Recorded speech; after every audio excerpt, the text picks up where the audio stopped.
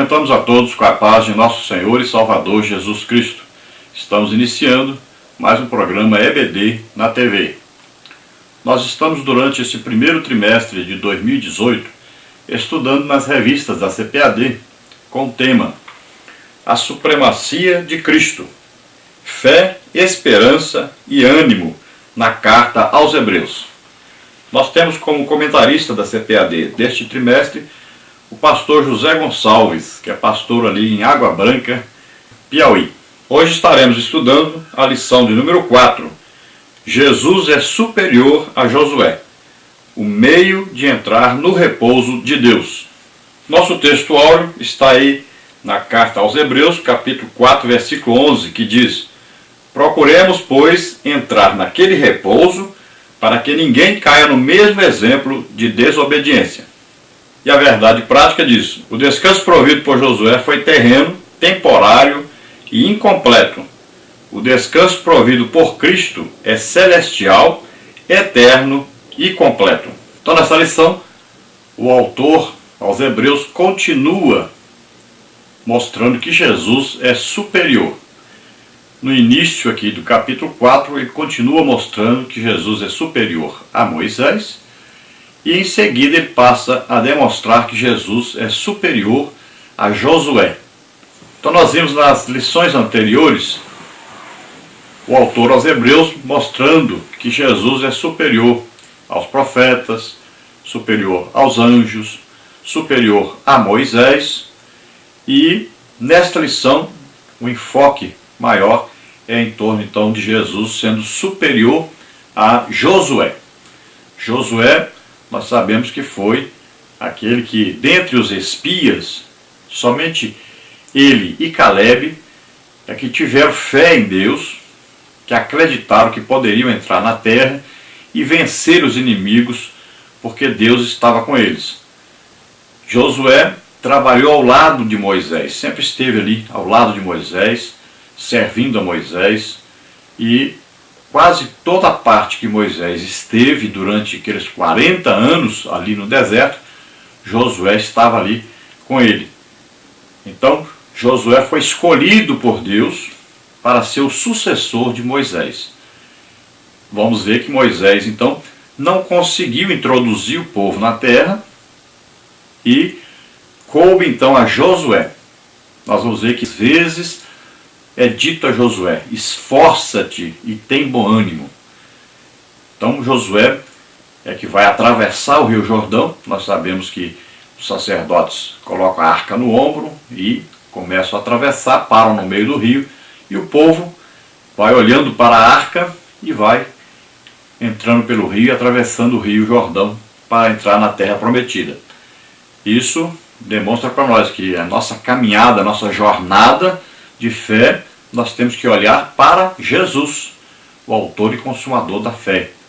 Josué talvez tenha pensado: olha, Deus nos trouxe até aqui, agora é tudo fácil, nós só entramos na terra e somos donos da terra. Só que Deus diz para ele: você tem que entrar na terra e possuir a terra. Você precisa destruir os inimigos que estão na terra. Assim também na nossa vida cristã. Não é só aceitou Jesus como Senhor e Salvador e está tudo bem. Não, agora você tem lutas para lutar. Você tem que destruir os inimigos que vão surgir. E nossa luta não é carnal, não é contra carne e sangue, mas contra os principados, contra os demônios, né? Contra os seres aí que são dominados, aí, governados por Satanás, e vão tentar atrapalhar a nossa jornada, a nossa caminhada de fé. Então a vida cristã é uma vida de luta contra o pecado, contra também Satanás e seus demônios. Então nós vamos ver aqui nessa lição que Josué, ele introduz o povo na terra prometida, que significa o descanso, né? Aí o repouso, mas veja bem que ele nunca repousou, nunca descansou, porque viveram todo o tempo lutando, guerreando para vencer os inimigos, e nunca conseguiram vencer todos os inimigos. Nunca conseguiram possuir toda a herança, toda a terra que Deus havia prometido a eles. Então nunca trouxe realmente a paz, o descanso verdadeiro àquele povo. Então foi um repouso incompleto, foi também um repouso material, entraram na terra só, também foi um repouso temporário, porque depois eles seriam aí expulsos da sua própria terra devido à idolatria. Então vamos dizer que aquele povo continuou sendo um povo rebelde. Então a tarefa que Josué tinha de fazer com que esse povo tivesse um descanso, tivesse aí um repouso, ela não foi realizada como deveria ser realizada.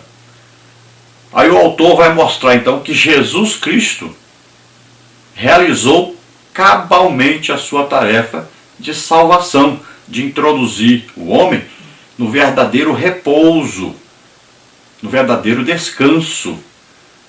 E a Bíblia nos diz que o nosso verdadeiro repouso, o nosso verdadeiro descanso está no próprio Jesus Cristo. Ele diz, olha, vinde a mim, vós que estáis cansados e oprimidos, e eu vos aliviarei. Tomai sobre vós o meu jugo, aprendei de mim que sou manso e humilde de coração, e achareis descanso para as vossas almas. Veja só, o cansaço do homem tem um cansaço físico, mas você dormiu, pronto, descansou. Você tem um dia de descanso, descansou. Mas isso é o descanso físico, mas não traz descanso na alma. A alma está sobrecarregada de pecado. Ela precisa de ser purificada, liberta desse pecado. Só tem um jeito, é através de Jesus Cristo. Então quando nós aceitamos a Jesus Cristo como Senhor e Salvador, aí nós vamos achar o verdadeiro descanso. É o descanso da nossa alma. Então é o perdão de nossos pecados, é a salvação.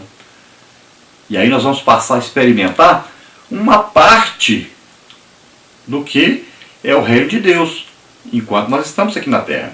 Então vamos experimentar a paz, vamos experimentar aí o amor, vamos experimentar a glória de Deus. Muitas coisas acontecem aqui na terra que é uma parte do reino de Deus se manifestando entre nós. Agora, no futuro, quando nós formos arrebatados, aí sim alcançaremos o verdadeiro descanso, o verdadeiro repouso, que é o descanso espiritual, o repouso espiritual eterno. E é isso que nós estamos almejando, é isso que nós estamos desejando todo o tempo, é estarmos com o Senhor para sempre. Enquanto isso, nós vamos aqui lutando contra o pecado, lutando contra Satanás, né? Aí a Bíblia diz, resisti ao diabo e ele fugirá de vós. Primeiro você faz o quê? Se aproxima de Deus. Depois, resiste ao diabo e ele fugirá de vós. Então é assim que acontece.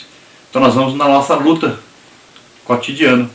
Vamos lutando e já já Jesus vem nos buscar para nós estarmos para sempre com Ele. Glória a Deus. Vamos à nossa leitura bíblica em classe, que está na Epístola aos Hebreus, capítulo 4, versículo 1 ao versículo 13, que diz: temamos, pois, que, porventura, deixada a promessa de entrar no seu repouso, pareça que algum de vós fique para trás, porque também a nós foram pregadas as boas novas, como a eles, mas a palavra da pregação nada lhes aproveitou, porquanto não estava misturada com a fé naqueles que a ouviram. Porque nós, os que temos crido, entramos no repouso. Tal como disse, assim jurei na minha ira, que não entrarão no meu repouso, embora as suas obras estivessem acabadas desde a fundação do mundo. Porque, em certo lugar, disse assim do dia 7º, e repousou Deus de todas as suas obras no 7º dia. E outra vez neste lugar, não entrarão no meu repouso. Visto, pois, que resta que alguns entrem nele, e que aqueles a quem primeiro foram pregadas as boas novas não entraram por causa da desobediência, determina outra vez um certo dia, hoje, dizendo por Davi, muito tempo depois, como está dito, hoje, se ouvirdes a sua voz, não endureçais o vosso coração, Porque se Josué lhes houvesse dado repouso, não falaria depois disso de outro dia. Portanto, resta ainda um repouso para o povo de Deus, porque aquele que entrou no seu repouso, ele próprio repousou de suas obras, como Deus das suas. Procuremos, pois, entrar naquele repouso, para que ninguém caia no mesmo exemplo de desobediência. Porque a palavra de Deus é viva e eficaz, e mais penetrante do que qualquer espada de 2 gumes, e penetra até a divisão da alma e do espírito, e das juntas e medulas, e é apta para discernir os pensamentos e intenções do coração. E não há criatura alguma encoberta diante dele. Antes, todas as coisas estão nuas e patentes aos olhos daquele com quem temos de tratar. Glória a Deus.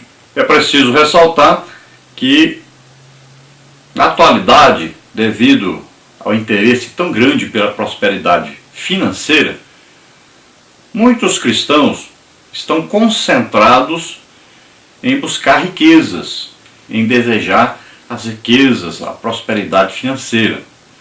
E muitos não estão desejando as coisas celestiais. A Bíblia diz: pensai nas coisas que são de cima, de onde vem o nosso Senhor. Nós devemos estar concentrados em fazer a obra de Deus aqui na terra, enquanto esperamos Jesus vir nos buscar. Mas nós devemos estar vivendo de tal maneira que desejemos estar no céu. Nosso desejo deve ser sempre pelas coisas espirituais. Elas são superiores às materiais. Existe então uma inversão de valores. Deveríamos estar então desejando todo o tempo as coisas espirituais, lutando por elas, buscando por elas, ao invés de estarmos na luta cotidiana aí pelas coisas materiais. Vamos então à nossa lição. Quais são as partes e os tópicos da lição? Na primeira parte nós vamos ver aí Jesus proveu uma mensagem superior à de Josué. No tópico 1, uma mensagem que deve ser recebida pela fé. No tópico 2, uma mensagem que se fundamenta na obediência. No tópico 3, uma mensagem que conduz à contrição. Na parte 2, nós temos aí: Jesus proveu um descanso superior ao de Josué. No tópico 1, um descanso total. No tópico 2, um descanso real. No tópico 3, um descanso eterno. Na parte 3, nós temos aí: Jesus proveu uma orientação superior à de Josué. No tópico 1, uma palavra viva. No tópico 2, uma palavra eficaz. No tópico 3, uma palavra penetrante. Vamos então à introdução da lição, que diz: a conquista de Canaã sob a liderança de Josué é retratada pelo autor da carta aos Hebreus como um tipo da Canaã celestial. Deus havia prometido a conquista da terra a Moisés e Josué, como está em Êxodo 3:8 e também está em Josué 1:2-3. Mas ao longo da jornada do Êxodo, muitos ficaram pelo caminho. A incredulidade e a desobediência, somadas à falta de ânimo, fizeram com que o povo não vivesse as promessas de Deus em sua plenitude. O mesmo processo estava se repetindo agora com os crentes da nova aliança e pelas mesmas razões. A única forma de voltar para a corrida e completar o percurso, entrando no descanso de Deus, era observando a sua palavra. Então o autor aos Hebreus, ele faz uma comparação entre o ministério de Josué e o de Jesus, e ele mostra aí que o ministério de Josué é então um tipo do ministério de Cristo. E é interessante que até o nome de Josué, no original, é o mesmo nome de Jesus.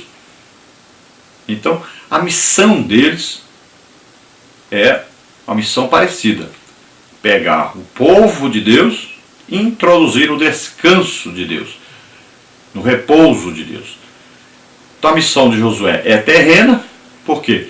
É pegar um povo e colocar na terra, que lá era Canaã terrestre. A missão de Jesus é pegar agora não só apenas um povo povo hebreu, mas todos os homens, e colocá-los no descanso eterno, que nós podemos chamar Canaã celestial, mas na verdade então é colocá-los todos na salvação eterna, na vida eterna com Deus. E essa tarefa não é material, é uma tarefa espiritual.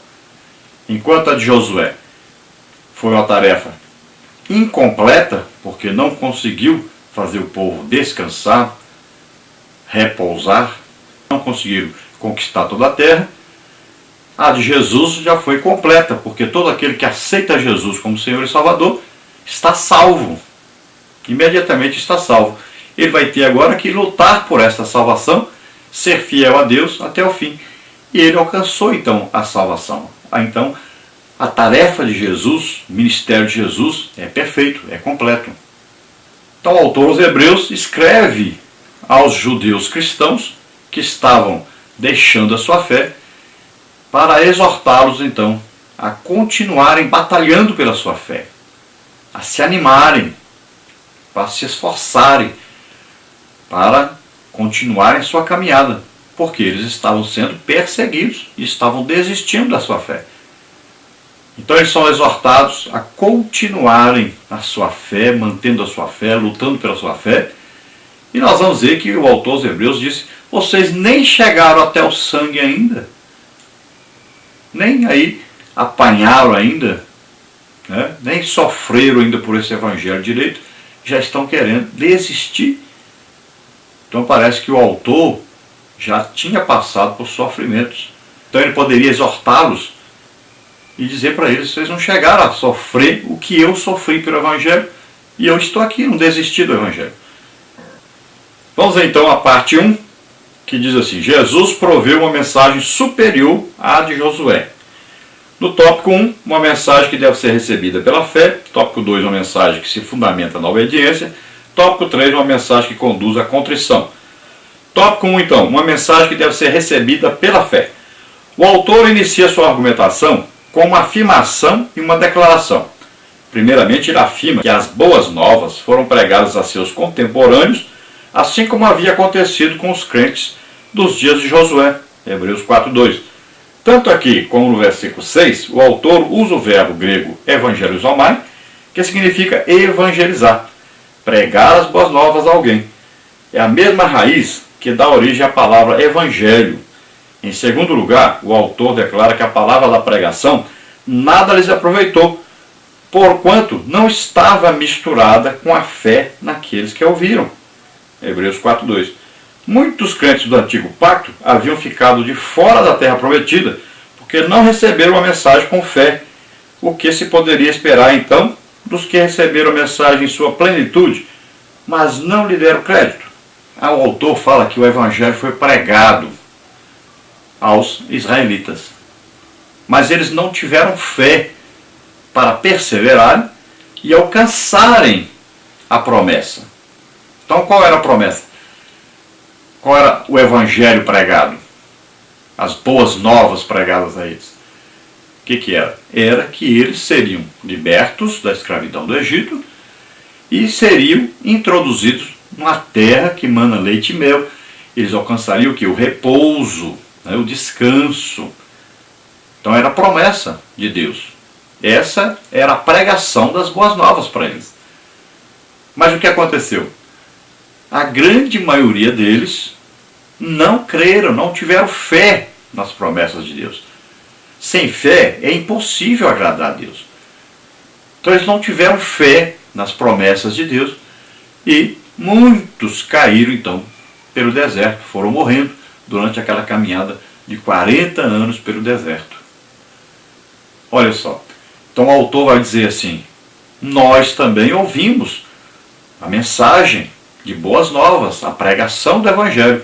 Qual é o nosso evangelho? Nosso evangelho é que nós temos que aceitar Jesus como Senhor e Salvador. Por quê? Porque Ele veio ao mundo, nasceu como homem, levou nossos pecados sobre Ele, morreu na cruz em nosso lugar e ressuscitou. Se nós acreditarmos nisso, nós somos salvos. Aí o que acontece? A grande maioria das pessoas que existem no mundo perdem a salvação Porque não tem fé nessas promessas de Deus, que você alcança a salvação e depois estará para sempre com o Senhor. Então, como as pessoas não creem, perdem a salvação. Mas existem aqueles que creem, assim como os israelitas creram que iam ser libertos da escravidão, também existem muitos que aceitam a Jesus como Senhor e Salvador. Então, os israelitas saíram, o mar se abriu, eles passaram por ali, era como um batismo nas águas, é um sepultamento, né, em figura, e eles passaram, entraram, foram até a beirada ali do Jordão para entrar na Terra Prometida.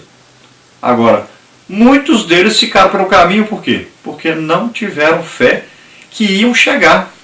Foram o tempo todo reclamando, brigando, murmurando o tempo todo. E não tiveram fé. Assim também muitos que aceitam a Jesus como Senhor e Salvador, olha, foram perdoados pelos seus pecados, foram libertos da escravidão do pecado. Mas durante a sua jornada cristã, sua vida cristã, vão ficando pelo caminho, vão se desviando do Evangelho, vão deixando Deus, vão abandonando a sua fé. Porque não tem fé nas promessas de Deus, de que Jesus vai chegar e vai nos arrebatar, nos levar para ficarmos com Ele para sempre. Então o autor faz essa comparação. Assim como muitos deles morreram pelo deserto, porque não tiveram fé, assim também na caminhada cristã. Ele está falando para os hebreus aqui, que aceitaram Jesus, os judeus, que eles estavam fazendo a mesma coisa que os israelitas fizeram no passado. Estavam deixando a sua fé. Não estavam acreditando nas promessas de Deus. E isso aborrece a Deus. Porque Deus, ele vê a fé como o principal meio para a salvação. Então o autor diz, olha, receberam um evangelho que lhes prometia coisa material. O nosso é superior. Nós recebemos um evangelho superior, pregado por próprio Deus, por Jesus, depois pelos seus seguidores, os apóstolos, pela igreja. É superior ao evangelho pregado no Antigo Testamento. Então, se nós temos uma mensagem superior, nós temos que ter uma fé superior. Nós temos que nos manter cristãos até Jesus chegar e nos levar. Tópico 2, uma mensagem que se fundamenta na obediência. O autor passa a mostrar a razão de alguns não terem entrado no descanso de Deus, visto, pois, que resta que alguns entrem nele, e que aqueles a quem primeiro foram pregadas as boas novas não entraram por causa da desobediência, como está em Hebreus 4:6, a desobediência, a peiteia, é a manifestação ativa da incredulidade. Essa palavra ocorre 6 vezes no texto original e foi usada pelo apóstolo Paulo para se referir aos filhos da desobediência, que está lá em Efésios 2:2. O crente, quando não crê, age da mesma forma do incrédulo. O autor de Hebreus usa esta palavra novamente no versículo 11 do mesmo capítulo, quando alerta o crente a não cair no exemplo da desobediência. A mensagem de Deus só tem proveito quando acompanhada pela obediência. Então o autor vem mostrar aqui por que alguns não entraram no descanso. Por que alguns deles não conseguiram chegar até o fim, não conseguiram entrar na terra prometida, não conseguiram alcançar o descanso, o repouso. Porque desobedeceram a Deus. Então veja só, endureceram os seus corações para Deus. E nós sabemos que quando alguém endurece o coração para Deus, Deus endurece o coração dele. Então aqui o que aconteceu? Eles foram incrédulos.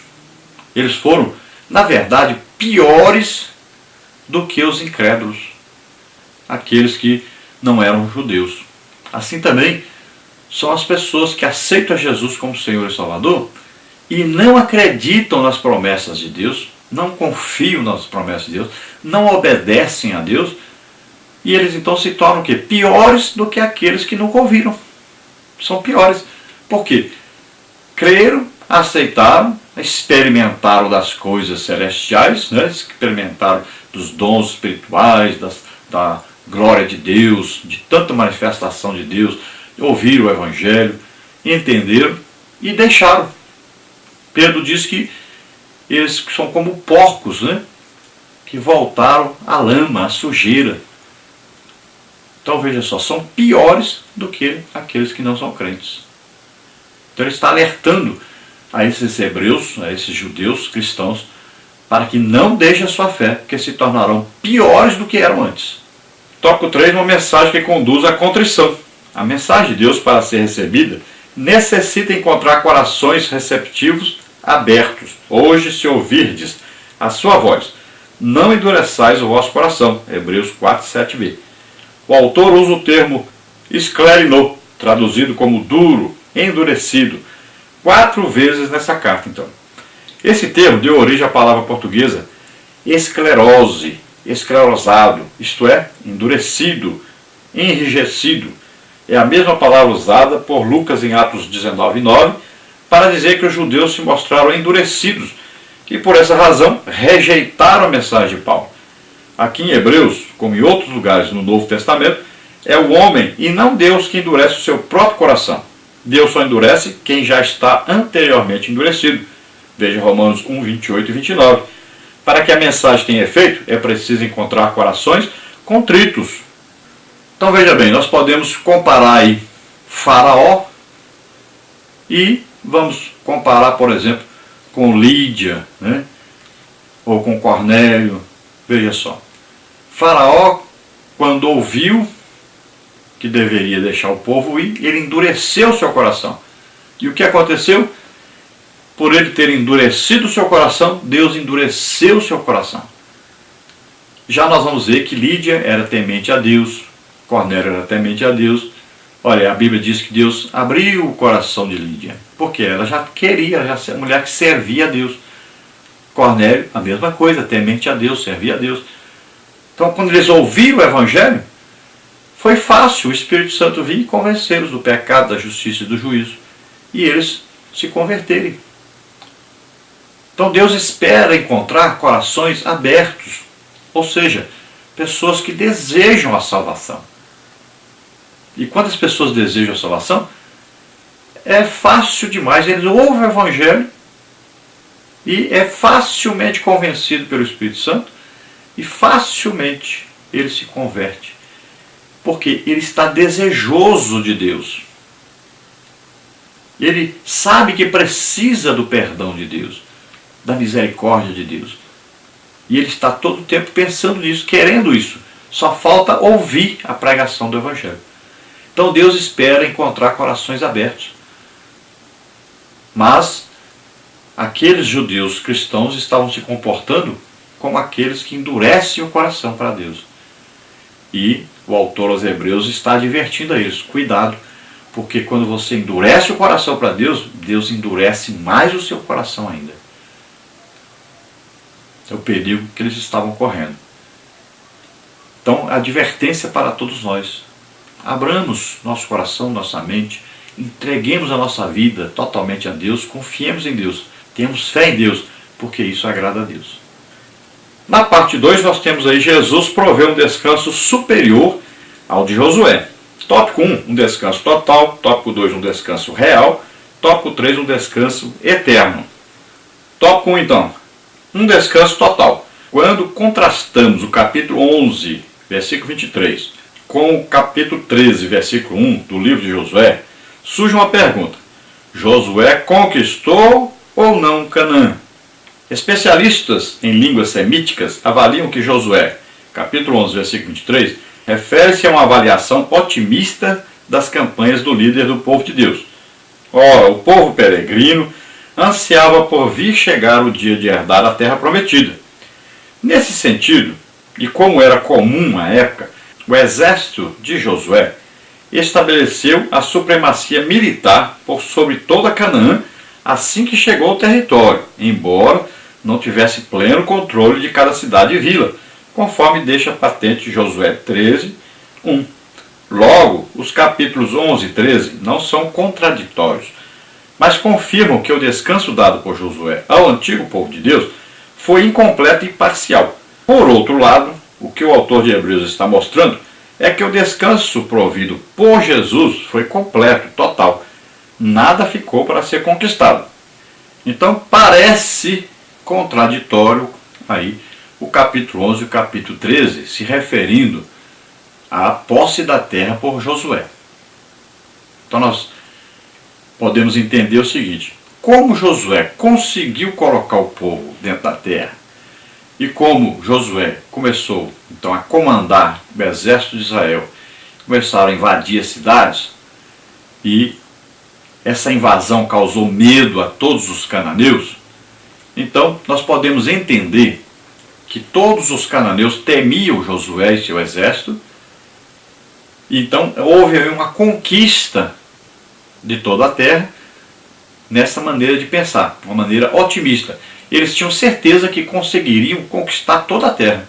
E foi exatamente isso que fez com que eles não conseguissem alcançar toda a terra, dominar toda a terra, ser dono de tudo. Porque houve aí um excesso de crença nas coisas materiais sem a participação de Deus. Nós vamos ver, por exemplo, Josué não consultou a Deus muitas vezes, e isso foi terrível para o povo de Deus. Nós vamos ver, por exemplo, que Josué foi enganado pelos gibeonitas. Por quê? Porque ele não consultou a Deus. Veja bem, o exército de Israel perdeu muita gente. Por quê? Porque Josué não consultou a Deus para invadir, por exemplo, a cidade de Ai. Então, eles esqueceram-se que o principal era estar em comunhão com Deus, em obediência a Deus. Eles acharam agora que poderiam, pelo seu próprio braço, pela sua própria força, conquistar a terra. Foram otimistas em excesso. Não houve aí uma fé em Deus, na verdade. Foi uma fé neles próprios. Então eles nunca conseguiram conquistar a terra toda. Nunca conseguiram vencer todos os inimigos que haviam na terra. Então, enquanto um capítulo vê que Josué entrou e que era conhecido, que era temido, outro capítulo vai mostrar que, na verdade, não houve a posse da terra toda e nunca houve um descanso completo deles. Viveram o tempo todo em guerra. E aí o autor compara e diz: olha, Moisés nem Josué conseguiu, mas Jesus conseguiu um descanso perfeito, um repouso perfeito. Todo aquele que aceita Jesus como Senhor e Salvador, permanece nessa fé, alcança a vida eterna, vai ser arrebatado, vai morar com Deus para sempre. Então a conquista foi completa. Falta o povo, então, perseverar na sua fé, assim como os israelitas. Deus deu para eles a terra, mas era preciso conquistar a terra. Mas eles não tiveram fé em Deus e nunca conquistaram.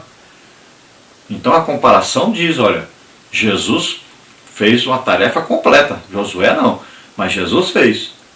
A salvação foi completa. Agora falta o quê? A fé daqueles que aceitam Jesus como Senhor e Salvador, para que eles batalhem pela sua fé. Alcance o final da sua fé, que é estar para sempre com Deus.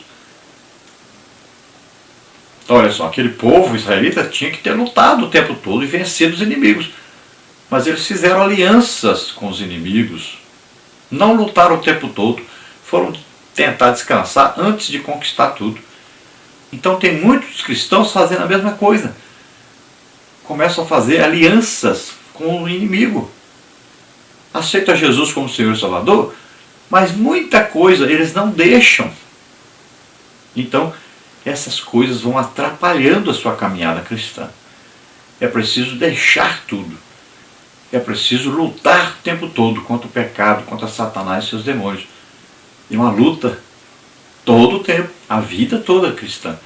É preciso perseverar nessa luta para podermos alcançar esse dia do arrebatamento.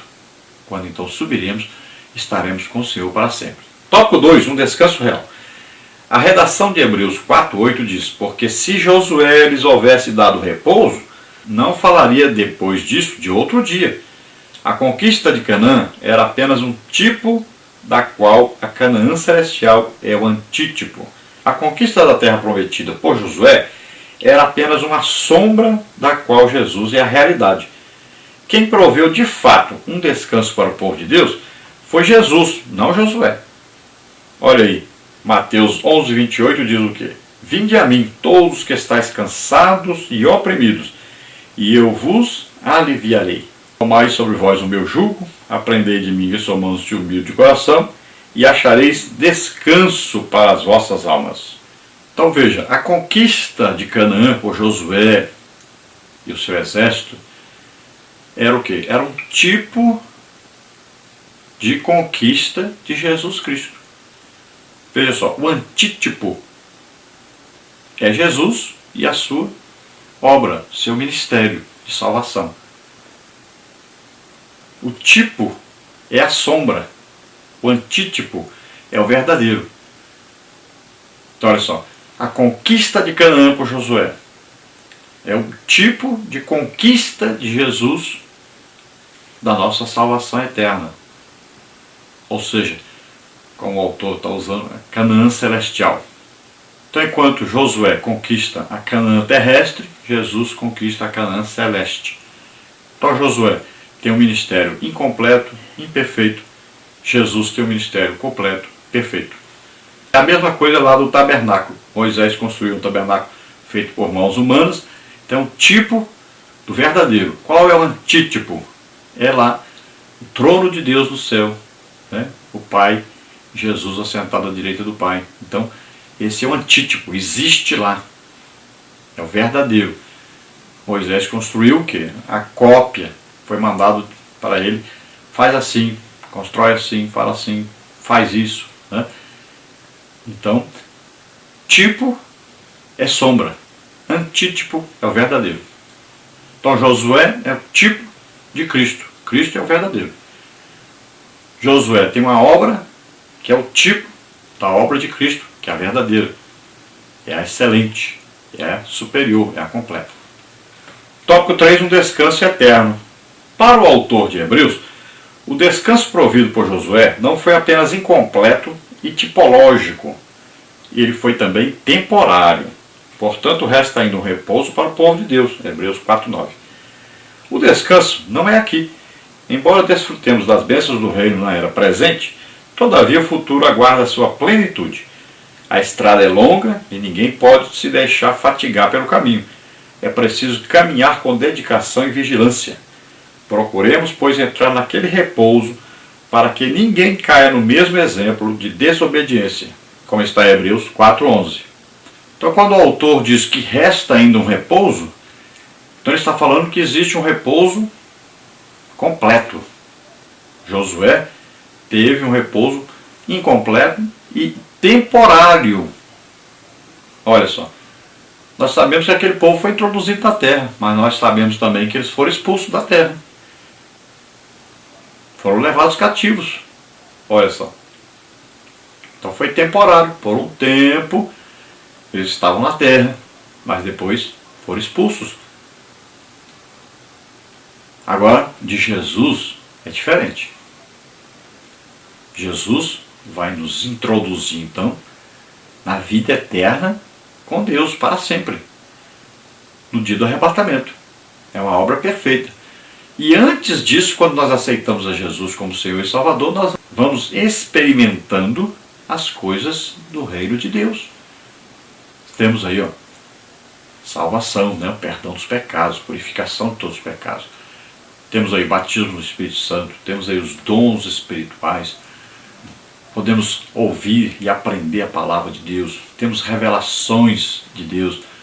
Podemos viver uma vida aí de gozo, de felicidade, de paz, de alegria com Deus. Nós vamos vivendo um pouco já desse reino celestial aqui na terra. Mas um dia Jesus vem nos buscar para estarmos para sempre com Ele. Então será aí o clímax, né? Vai ser aí o que nós esperamos aí, a totalidade daquilo que Jesus realizou. Então nós vamos conhecer a plenitude realmente do reino de Deus. Estaremos para sempre com o Senhor. Então Jesus realizou essa obra perfeita e ela não é temporária, é eterna.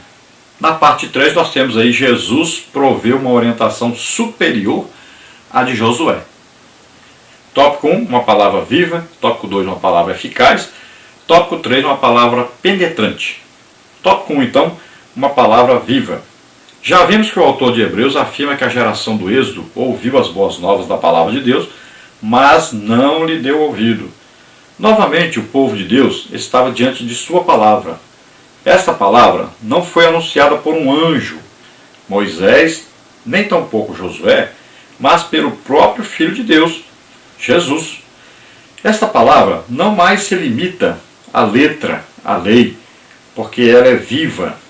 Ezequiel 37, 3 e 4. Jesus afirmou que suas palavras são espírito e vida, como está em João 6,63. Como devemos nos portar diante da palavra viva de Deus? Então aqui o autor, os Hebreus, faz uma comparação entre a palavra que foi dada aos israelitas e a palavra que foi dada aos cristãos. No caso aí, os cristãos judeus e no nosso caso também. Então ele diz, olha, essa palavra foi dada e eles não atentaram, não ouviram, não foram obedientes. Agora a palavra de Deus foi dada a nós também. Olha que lá foi dado o quê?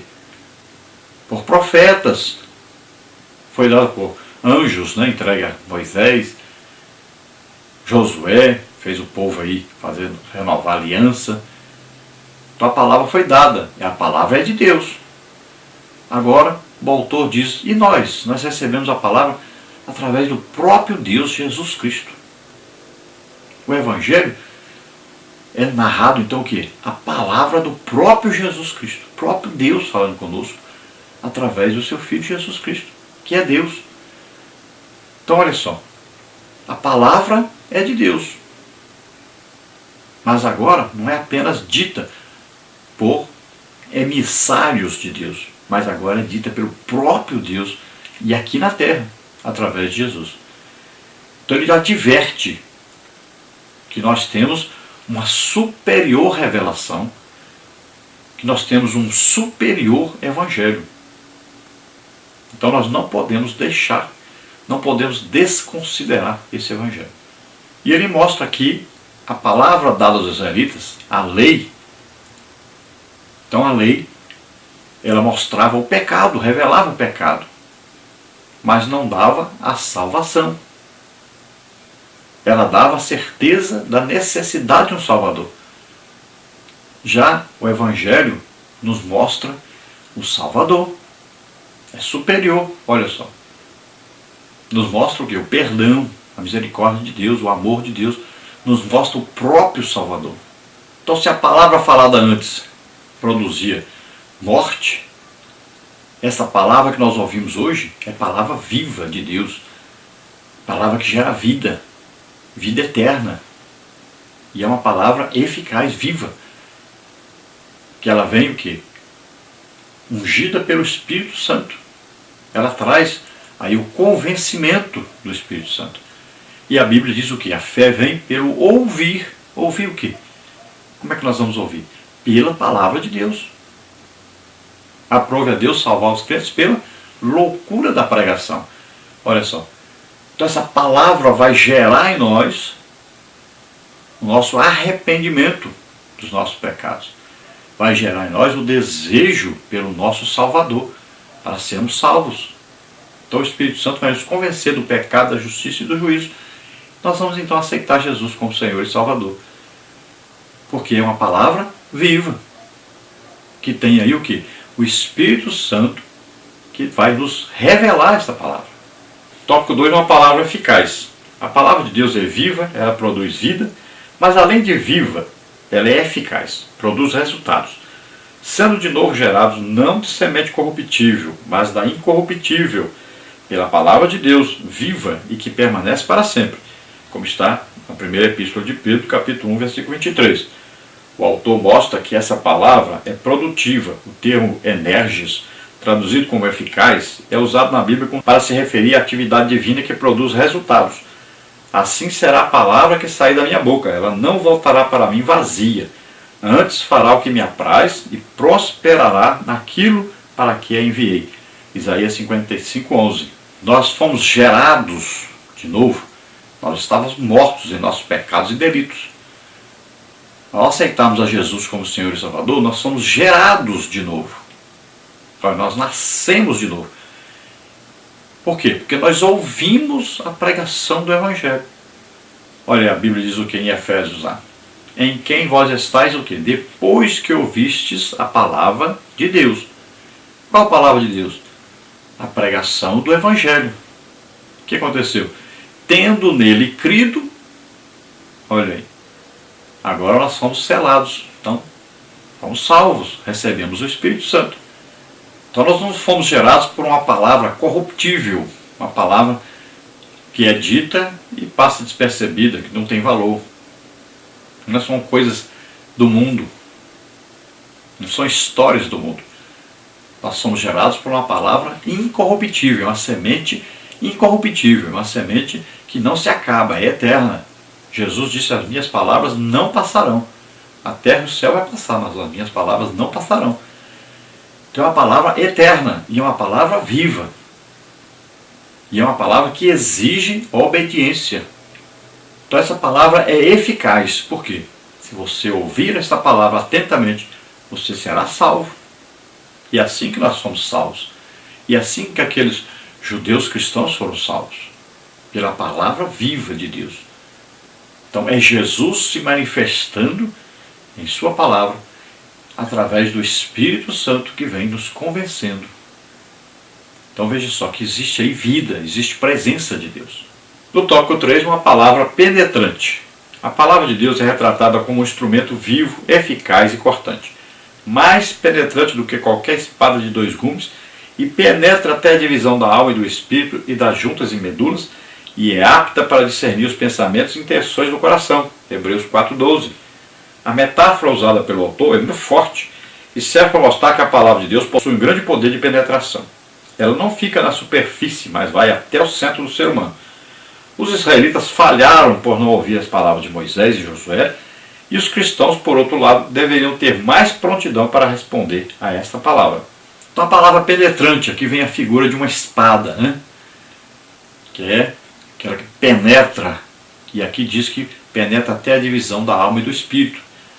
Muita gente pensando que alma e espírito é a mesma coisa, né? Tem muita gente também dizendo que só existe alma, não existe espírito.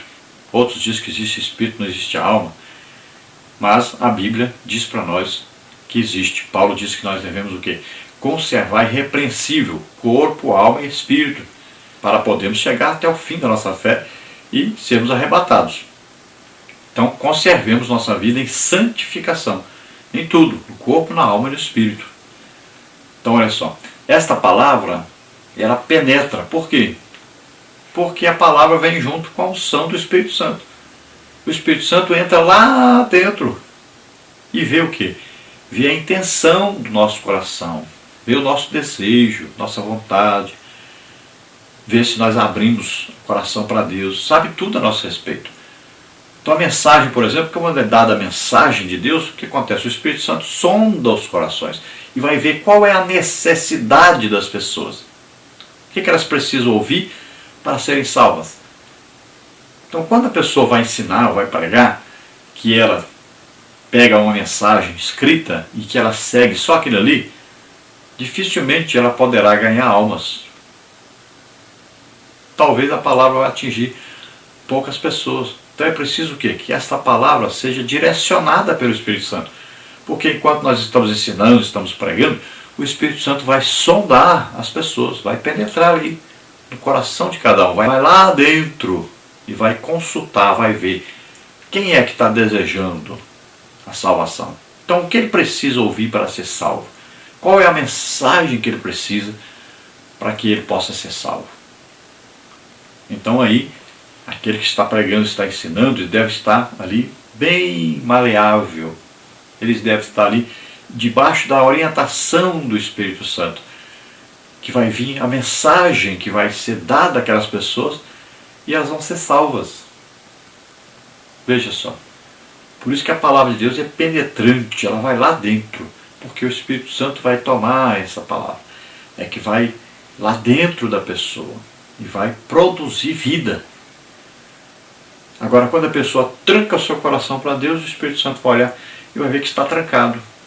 Não existe como Deus forçar ninguém a ser salvo. Deus não vai fazer isso. Ele quer que a pessoa queira, que a pessoa deseje. Então, se a pessoa não deseja, Deus não vai forçar. Ele vem com a pregação, o ensino da palavra, vem com orientação. Ele vem com amor.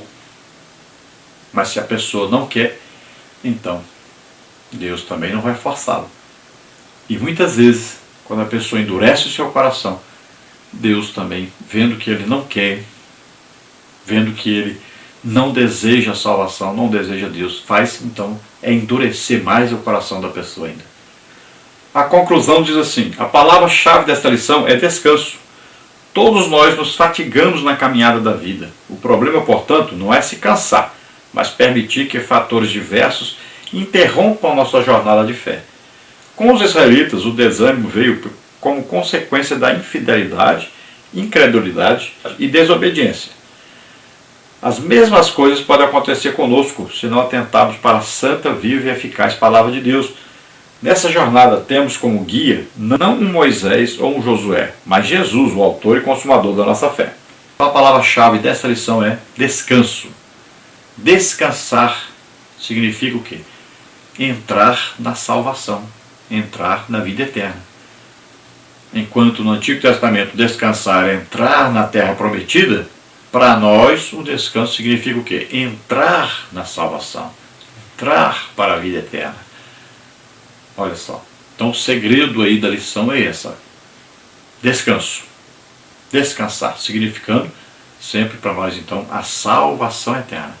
Agora veja só, os israelitas foram, com o passar do tempo, foram deixando a sua fé, foram se entristecendo, foram se desanimando. E agora esses cristãos judeus estavam fazendo a mesma coisa. Durante a sua caminhada cristã, eles foram se cansando, foram perdendo a fé aos poucos, foram perdendo a coragem de lutar pela sua fé. Como eles não acreditavam nas promessas que estavam no Evangelho, então eles foram desanimando. E todo cristão corre esse risco. Se você parar de acreditar na vinda do Senhor, no arrebatamento, se você parar de acreditar na Nova Jerusalém, na vida eterna com Deus, então você corre o risco de se cansar e ir perdendo a sua fé. Então é preciso você acreditar na palavra de Deus. É preciso você ter fé realmente em Deus. Tudo que Deus prometeu, Ele já cumpriu, está cumprindo ou vai cumprir. Se tudo que foi profetizado e foi cumprido, você está vendo que realmente foi profetizado e foi cumprido, então quer dizer que aquilo que está prometido vai se cumprir. É o mesmo Deus, é a mesma palavra de Deus. Então, se ele já cumpriu grande parte do que tinha prometido, é claro e evidente que ele vai continuar cumprindo tudo que está prometido. Então, creia nisso, persevere na sua fé, acredite em Deus. Isso agrada a Deus. Deus é galardoador, premiador daqueles que o buscam, daqueles que acreditam nele, que têm fé nele. O que diz a Bíblia? Creu Abraão em Deus e foi justificado, porque acreditou em Deus. Assim nós também. Nós precisamos acreditar, ter fé naquilo que Deus prometeu, naquilo que Deus fala em sua palavra. Acreditar realmente. Então a palavra de Deus, a Bíblia, nós devemos ler e entender que é Deus falando conosco e é o desejo de Deus para nós. Devemos obedecer e acreditar nesta palavra. Nós vamos orar agora. Se você deseja entregar sua vida para Deus, deseja aceitar Jesus como Senhor e Salvador, então vamos orar juntos agora. Faça isso agora. Entregue sua vida para Deus. Confie em Deus. Abra o coração para Deus e Ele vai agora convencer você do pecado, da justiça e do juízo e você será salvo agora. Vamos orar. Pai querido, em nome de Jesus, aqui estão essas vidas diante de Ti e nós te pedimos, Senhor, salva agora, Senhor, essas vidas. Oh, revelar la cruz sem força, me rapster está na faixa. O mistério da cruz está revelado a todos nós. A grande obra de Jesus Cristo feita na cruz do Calvário para nos salvar. Portanto, abra seu coração agora e acredite, Jesus morreu por você. Ele levou os seus pecados sobre ele. Ele morreu a sua morte. Em nome de Jesus, receba agora o perdão de Deus, receba agora a salvação. Em nome de Jesus, creia, receba em nome de Jesus. Pai querido, visita essas vidas agora. Enche-os do Espírito Santo. Ó Senhor, aqueles que estão ouvindo, aqueles que estão uma caminhada cristã, Senhor, de desânimo, de tristeza. Em nome de Jesus, ajuda-os agora, anima-os, Senhor, esforça-os. Ó Senhor, a palavra para você é: esforça-te e tem bom ânimo. Em nome de Jesus, você precisa se esforçar, acreditar. Você precisa continuar nessa caminhada, lutando, batalhando pela sua fé. Então, anima, seja animado, em nome de Jesus. Te agradecemos, Senhor. Amém. Nós estivemos em Águas Lindas no dia 20 de janeiro agora, lá na Igreja Pentecostal Coluna da Verdade. Lá Jesus curou muita gente, inclusive a esposa do pastor tinha um caroço no seio, desapareceu, tinha uma irmã que tinha um caroço na garganta, desapareceu.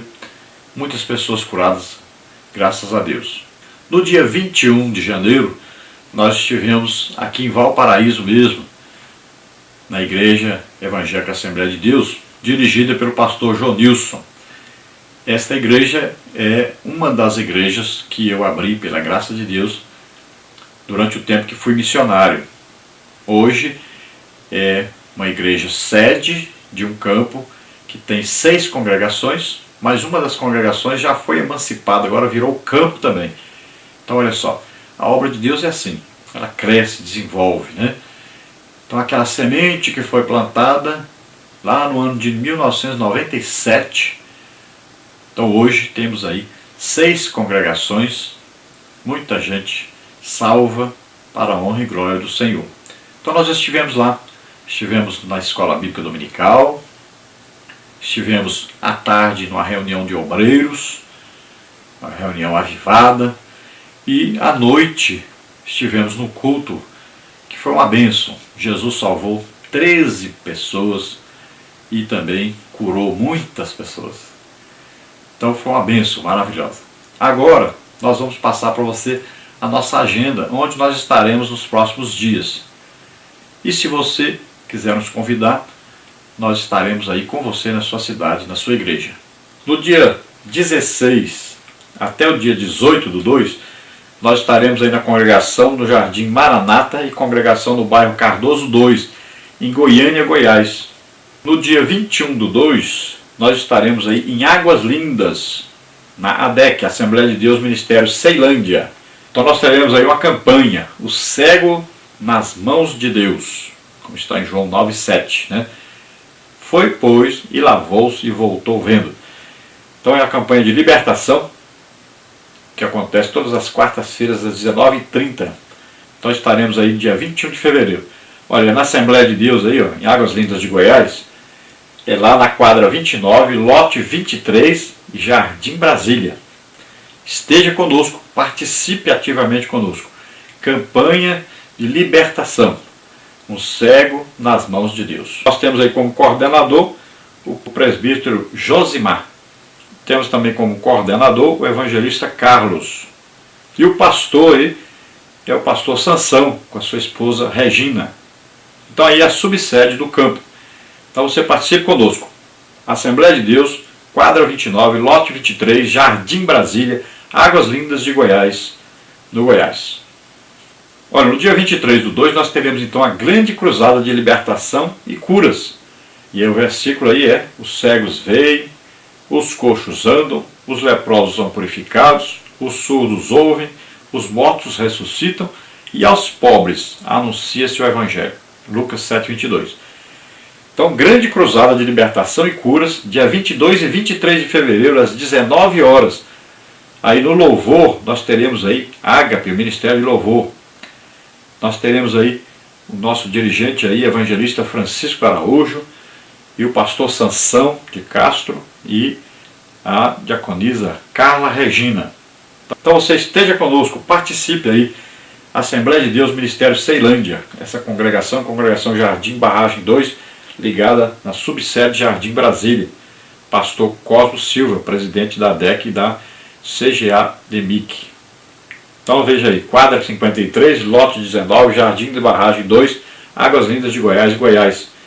Então nós convidamos você para estar conosco em Águas Lindas de Goiás, esses dias aí, dia 21 e dias 22 e 23 também. Participe conosco, esteja aí conosco. É uma grande obra que Deus está fazendo. Leve aquele que está doente, está enfermo, para que Jesus faça aí um milagre, para que Jesus possa curar todas essas pessoas. Participe, leve alguém com você para ouvir o Evangelho e ser salvo. Vamos fazer aí uma grande obra para Deus e queremos que você participe. Venha estar conosco aí então nos dias 21, 22 e 23, agora de fevereiro. Esteja conosco aí. Então dia 21 é lá na quadra 29, aí lote 23, no Jardim Brasília.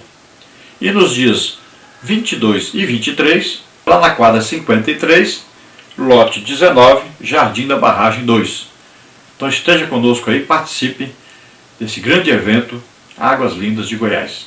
Dias 3 e 4 de março, nós estaremos aí em Niquelândia, no Goiás. Então esteja conosco aí, participe, Igreja Evangélica Assembleia de Deus. Dias 9, 10 e 11 do 3, estaremos em Goiânia, Goiás, na Assembleia de Deus Betel, em Goiânia, Goiás. Lá na Avenida Goianazes, quadra 1, lote 20, Residencial Petrópolis. Esteja conosco, participe. No dia 13 do 3 de 2018, eu estaria aí em Goiânia, Goiás, na sede da Igreja Evangélica Assembleia de Deus Missão. Então dia 13 é um culto de doutrina. No dia 18 do 3, eu estarei na EBD pela manhã e à noite na pregação, para a salvação de almas e também ministração de curas, né? Curas, batismo do Espírito Santo, libertação. Então participe conosco, dias 13 e dia 18, na sede da Igreja Evangélica Assembleia de Deus Missão, Goiânia, Goiás. Você vai vendo o endereço aí. Dia 7 e 8 do 4 de abril, então, nós estaremos aí em Centro do Guilherme, Igreja Evangélica Assembleia de Deus. Participe aí conosco. Olha, no último sábado e domingo do mês de abril, agora de 2018, nós estaremos aí na Assembleia de Deus, Ministério Perus, em Itapevi, São Paulo. Então esteja conosco aí. Dias 3 e 4 do mês 11, nós estaremos em Barueri, São Paulo, Igreja Evangélica Assembleia de Deus.